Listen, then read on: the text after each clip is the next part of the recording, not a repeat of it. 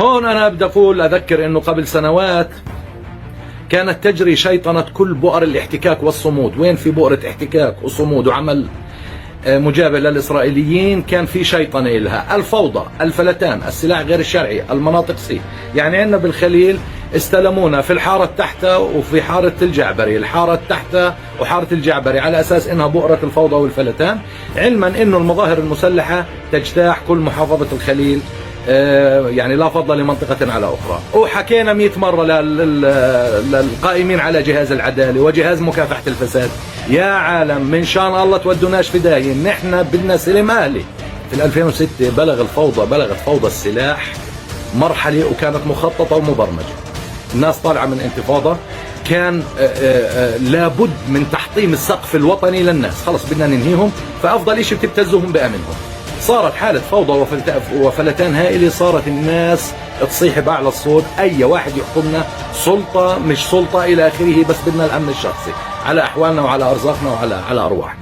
وفعلا ابتزاز المواطن بالأمن. خطورة ما يجري اليوم من هذا السلاح إنه بأسس لمرحلة قادمة. كيف مرحلة قادمة؟ بكرة بصير الذبح زي 48، يعني بتيجي قناص مجهول بطخ واحد والسلام عليكم، وعندنا ناس بتبحث عن ثرواتها، وراح تصير عملية ذبح مش سهل ومش هين، وحرق مصانع وحرق محلات وتجريف اقتصاد للبلد. بعديها راح نترجى أيا كان، وهذا المراد لمجتمعنا، نترجى أيا كان إن شاء الله احكمنا، بس بدناش فوضى وفلتان. جربوها معنا بال2006 وخفضوا سقفنا السياسي، صرنا شعب مضحكة بعد ما كنا جبابرة الأرض وكان كل العالم يحسب حسابنا، صرنا متفة للشعوب عشان الأمن الاجتماعي. واليوم نفس المعسكرات والطوابير بتمارس نفس الرذيل. هم بيعرفوا من وين بيجي السلاح، ويا ما حبسوا ناس أبرياء ما فيش أي تهمة، حيازة سلاح هيك.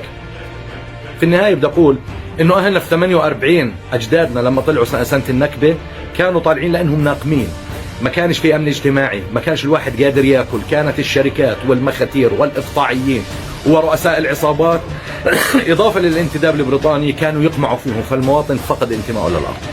أنا أخشى ما أخشى اليوم افتح باب الهجرة من الضفة الغربية لبرا مش راح تلاقي ولا واحد، أو بدي أقول لك راح يصير نزوح بالآلاف لبرا، لأنه الوضع ما عاد يحتمل، والله يكون بعون شعبنا على اللي هو فيه. أنا هذه كمان مرة بدعو الكل إلى التركيز على هذا الموضوع: فساد الحكومة، فساد جهاز القضاء، وفقدان المواطن للثقة بأنه سينصف من القضاء جعله يتجه إلى اقتناء السلاح. عشان ما نضلش نقول شرعي، كله سلاح يا شرعي، سواء سلطة أو مواطن. سلاح بطخش طلق عشان قضيته وبيجي بيستقبل، ما مشكلة يا جماعة. أقسم بالله العظيم بيجيك واحد بيقول لك: والله يا جماعة انتوا بتحاربوا الفساد، والله بتحكوا صح، بس والله الواحد ما بيستجري يحط لايك. قسما بالله نفس الشخص طال مسدس وطخي من عنه، مش مستجري تحط لايك أو تعلق على فاسد أو تعلي الصوت وتوكل أسبوع 10 أيام شهرين سجن. أما عندك استعداد تقتل روح وتتجلد أسرة وتعدم وتطارد وتجني على أهلك قبل ما تجني على أهل اللي أنت قتلته. هذا الانفصام يجب أن يعالج. شكرا جزيلا.